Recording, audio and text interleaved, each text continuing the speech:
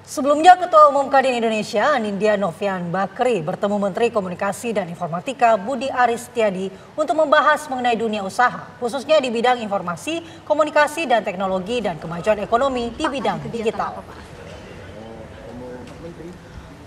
Pertemuan ini dilakukan selama kurang lebih 1 jam dan dalam pertemuan ini keduanya saling membahas mengenai lompatan ekonomi digital dan bidang usaha lainnya. Menteri Kominfo Budi Aris Setiadi mengatakan mendukung dan juga meminta kepada Kadin untuk membantu mengusulkan dan memberi roadmap soal industri digital di masa depan.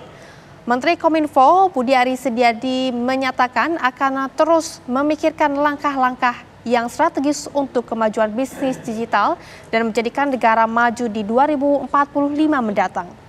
Dalam hal ini, Kadin dengan semua sumber daya yang ada juga diupayakan akan membantu memikirkan dan menggerakkan di pembangunan ekonomi digital. Hal ini dikarenakan industri ekonomi digital berpotensi menguntungkan dan memajukan bangsa.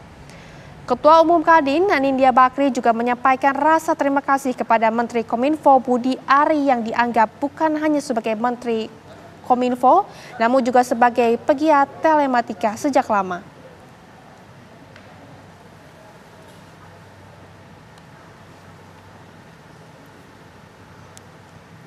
Digital ekonomi itu kan keniscayaan, sehingga kita sebagai negara, sebagai bangsa harus memikirkan langkah-langkah yang strategis supaya kita bisa menjadi negara maju di 2045. Dan Kadin dengan semua sumber daya yang ada bisa membantu memikirkan dan menggerakkan sektor ICT dan juga perkembangan digital ekonomi kita.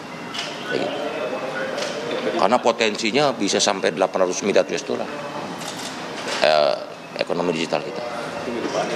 Ya, izin Pak Menteri, singkat aja. Pertama-tama saya terima kasih kepada Pak Menteri yang memang bukan saja Pak Menteri tapi penggiat telematika sejak lama. Dan juga kita melihat di Kadin ini memang ingin berkontribusi besar karena memang di tempat Pak Menteri ini adalah masa depan. Di sini tadi 800 miliar dolar dari sisi nilai tambahnya bisa meningkatkan industrialisasi tapi juga ekonomi kreatif, dan buat masa depan Indonesia saya rasa bisa menjadi pemain global. Tadi Pak Menteri sharing sedikit mengenai potensi misalnya data center dengan AI di mana banyak sekali pemain asing mau datang. Ini akan membawa foreign direct investment sangat besar yang tentu akan membantu pertumbuhan ekonomi.